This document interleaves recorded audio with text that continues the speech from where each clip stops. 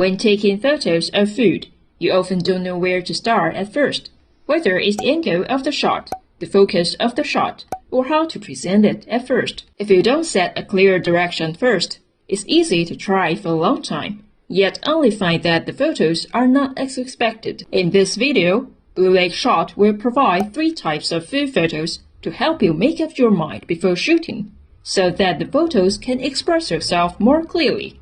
Let's take a look.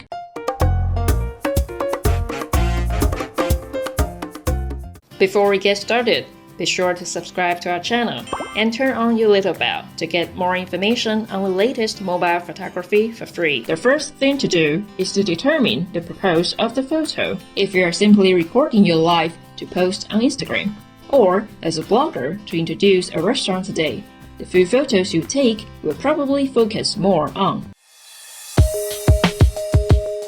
When recording a dining situation, we usually use flat lay in order to capture the rich appearance of food and drink. High-angle shot can be a comprehensive display of different dishes in the same picture. Firstly, we made 3 dishes in the kitchen as a simple simulation to demonstrate. Since we are sharing our life or recommending restaurants, there are usually more than just a single dish in the photo. There will be multiple dishes or many people eating together. It's difficult to designate or select a seat when eating out at a restaurant, especially when it's a popular holiday or crowded. Moreover, the shooting environment is mostly site-specific, so it's difficult to take photos according to your own preferences. Yet the lighting in the restaurant is generally bright, or warm yellow lighting with an atmosphere. We rarely have a blue or green and dark environment. Therefore, you should pay attention to the brightness or color temperature of the photo.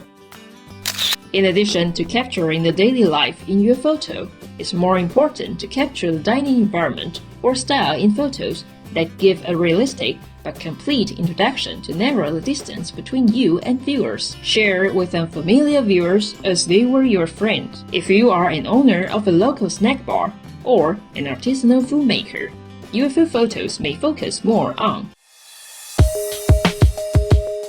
If you simply take pictures of the appearance of the food, it's difficult to see the obvious difference between the same food from the photos. As an owner of a local snack bar or an artisanal food business, the biggest difference with a large restaurant or a factory line is the inability to standardize production, which means that small and beautiful is an entry point to make a market differentiation. The freedom and autonomy of shooting at home is much higher than shooting outside. The diversity of dishes may be secondary.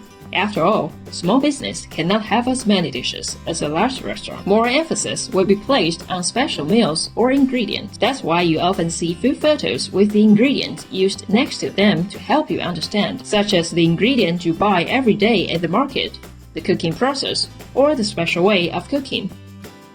For example, the bread is handmade, naturally fermented, no chemical flavor added. The lettuce is grown by small farmers, organic, and pesticide-free, and so on. These can be specially deconstructed to show the differences that cannot be seen from the overall photo alone. You take special photos to tell customers why your food is so great. In this modern era, where food safety is a major concern, if you can give more information about your food in your photos so that customers can have a deeper understanding of what they are eating and show the process of food handling in a more transparent way, you can make customers feel more at ease and gain their trust, which will also increase the chance of sales. If you are one of the small and medium-sized enterprise today, or a business with more emphasis on brand image, then your food photos may be more focused on.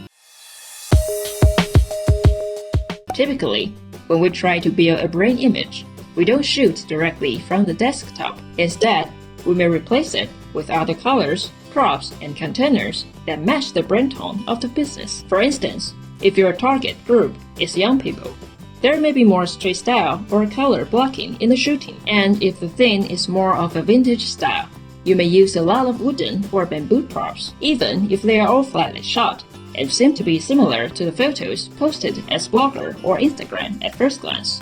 There are actually points of difference. For example, not only is there the food in the picture, but the surrounding area is also paired with certain scene setting or props that highlights the brand's image, such as the English paper pages here, the scattered spices, the napkins underneath the meal, etc. You can find these differences when you make a comparison.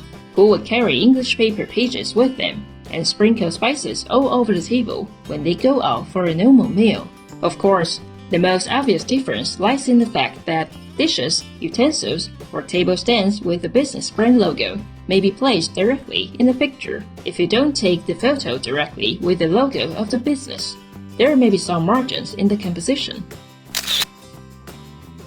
Because what you take is not only the overall appearance of the food, but you can also edit it directly on your cell phone or add your own logo or explanatory text for promotional purposes. In the future, when you want to take photos of food, remember to first identify the purpose of the photo and then do the corresponding shooting according to demand. Phone photography at home. Have you learned it? If you have any questions about taking pictures or arranging props, please leave us a message and we will make it into a tutorial video to reply. It's not hard to take pictures, just try it.